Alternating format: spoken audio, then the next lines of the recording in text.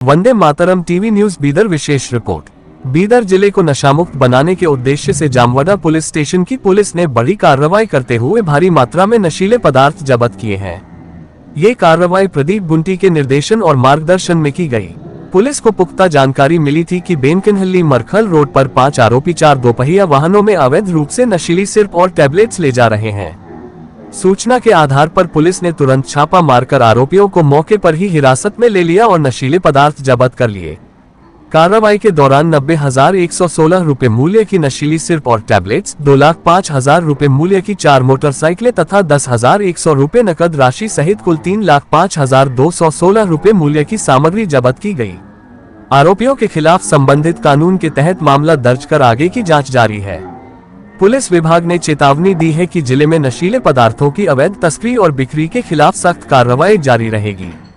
नशामुक्त बीदर के निर्माण की दिशा में पुलिस की मुहिम लगातार जारी। ಜನವಡ ಪೊಲೀಸ್ ಸ್ಟೇಷನ್ ನಮ್ಮದು ಒಂದು NDPS ಪ್ರಕರಣ ದಾಖಲಾಗಿದೆ। 16ನೇ ತಾರೀಕು ಒಂದು ರೈಡ್ ಮಾಡಿದ್ದೇವೆ। ಖಚಿತ ಮಾಹಿತಿ ಮೇರೆಗೆ ಸುಮಾರು ಒಂದು 5 ಜನ ಬೆನಕನಹಳ್ಳಿ ಪ್ಲಸ್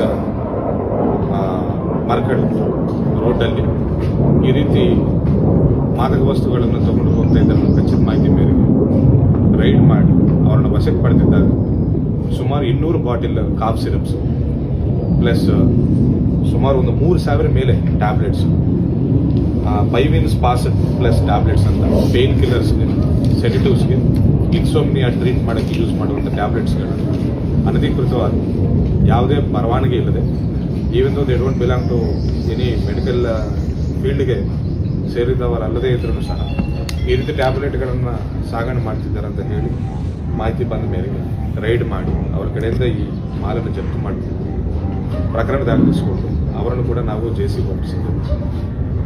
5 ಆರೋಪಿಗಳಿದ್ದಾರೆ। ಇವರು ಲೋಕಲ್ ಹುಡುಗರನ್ನು, ಸ್ಟೂಡೆಂಟ್ಸನ್ನು, ಕಾಲೇಜು ಸ್ಟೂಡೆಂಟ್ಸನ್ನು ಗುರಿಯಾಗಿಸಿಕೊಂಡು ಈ ರೀತಿ ಕಾಫ್ ಸಿರಪ್ಗಳನ್ನು ಪ್ಲಸ್ ಟ್ಯಾಬ್ಲೆಟ್ಗಳನ್ನು ಮಾರ್ತಾ ಇದ್ದಾರೆ ಅಂತ ನಮಗೆ ಮಾಹಿತಿ ಸಿಕ್ಕಿದೆ।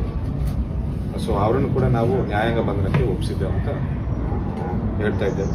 ಜೊತೆ 4 ಬೈಕ್ಗಳು ಪ್ಲಸ್ 2 ಲಕ್ಷ ಸುಮಾರು ಈ ಎಲ್ಲ ಕಾಫ್ ಸಿರಪ್ಸ್ ಪ್ಲಸ್ ಟ್ಯಾಬ್ಲೆಟ್ಸ್ ಎಲ್ಲ ವ್ಯಾಲ್ಯೂ 2 ಲಕ್ಷ ಇದೆ। ಅವ್ರ ಮೇಲೂ ಕೂಡ ನಾವು NDPS ಹೇಳಕ್ಕೆ ಇಷ್ಟಪಡ್ತಾ ಇದ್ದೇವೆ। ಹುಮ್ನಾಬಾದ್ ಪೊಲೀಸ್ ಸ್ಟೇಷನಲ್ಲಿ ಒಂದು ರಾಬರಿ ಪ್ರಕರಣ ದಾಖಲೆ ಆಗಿದೆ। ನೈಟ್ 2 ಗಂಟೆಗೆ